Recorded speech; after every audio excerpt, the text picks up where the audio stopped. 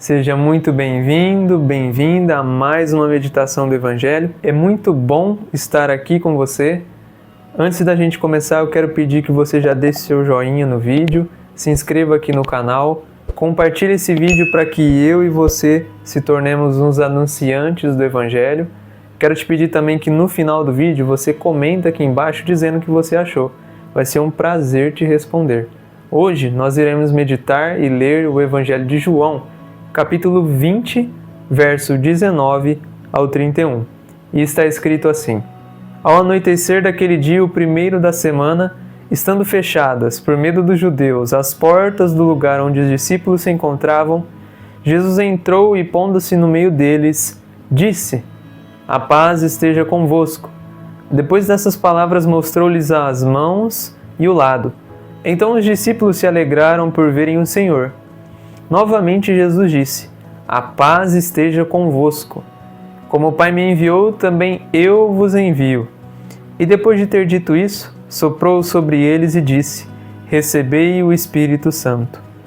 A quem perdoardes os pecados, eles lhes serão perdoados. A quem os não perdoardes, eles lhes serão retidos. Tomé, chamado Dídimo, que era um dos 12, não estava com eles quando Jesus veio. Os outros discípulos contaram-lhe depois: Vimos o Senhor. Mas Tomé disse-lhes: Se eu não vir a marca dos pregos em suas mãos, se eu não puser o dedo nas marcas dos pregos e não puser a mão no seu lado, eu não acreditarei.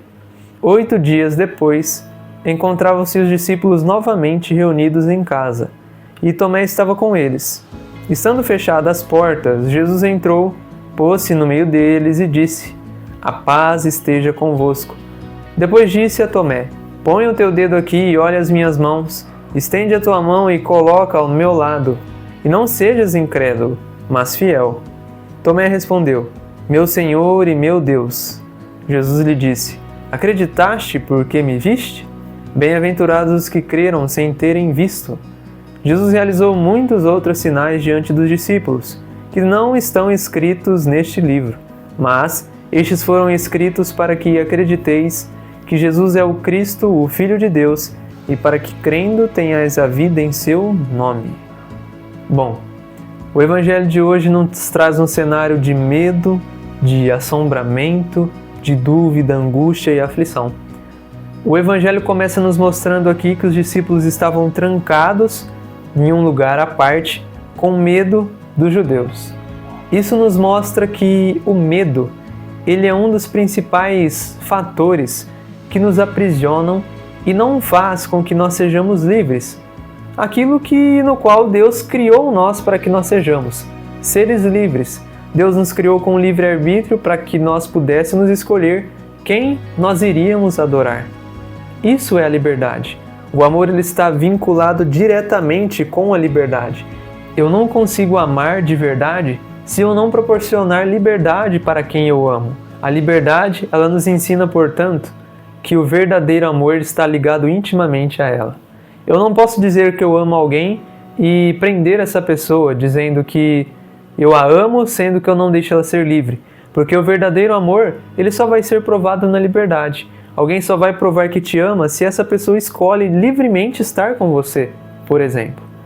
Mas a mensagem que o Evangelho quer nos passar aqui é de que o medo, ele é o principal fator que nos aprisiona e faz com que nós fujamos do propósito que Deus tem para a nossa vida. A gente pode ver logo lá no livro do Gênesis que o primeiro sentimento que Adão tem quando ele peca é se esconder de Deus. E o medo faz com que nós nos escondemos daquilo para no qual nós somos criados para ser.